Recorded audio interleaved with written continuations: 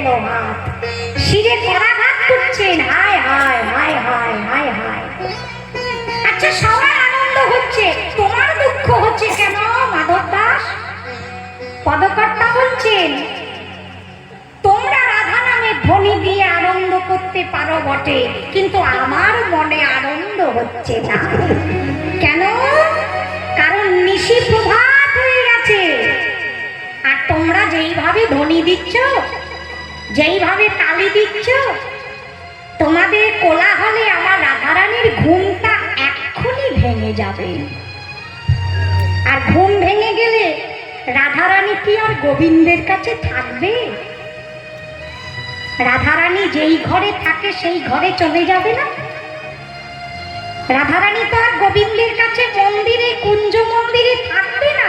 যদি দেখে সকাল হয়ে গেছে, নিজের ঘরে চলে যাবে তো। আমার সেটাই দুঃখ। কেন?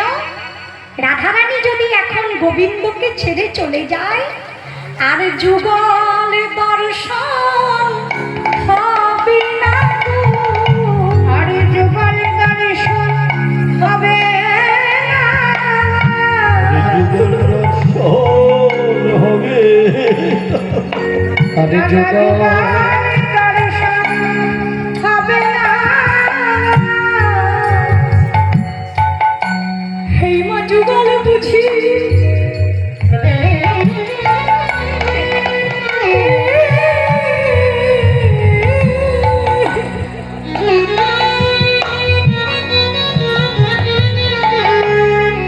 আমাদের ভেঙে যাবে।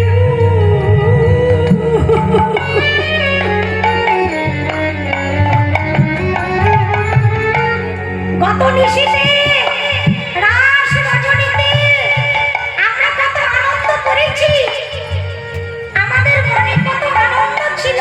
কেন? কারণ রাধা গোবিন্দ একসঙ্গে ছিল। আমরা যুগল দেখেছি, যুগল দেখাই তো আমাদের কাছে সুখের। আর এখন রাধারানীর যদি ঘুমটা ভেঙে যায়, রাধারানী যদি ঘরে চলে যায়, যুগলে বুঝি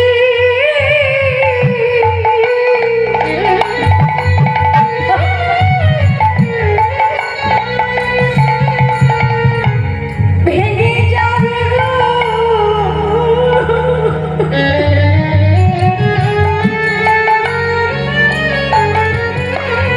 আর যুগল দর্শন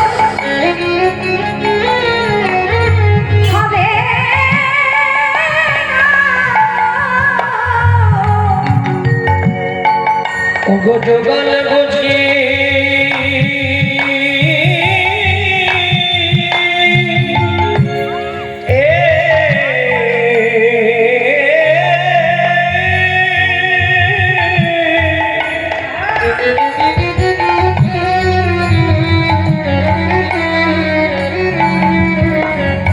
ওগো ভেঙে যাবে গো।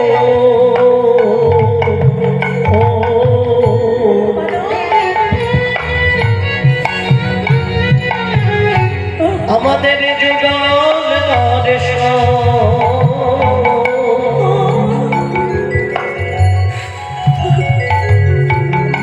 ওগো হবে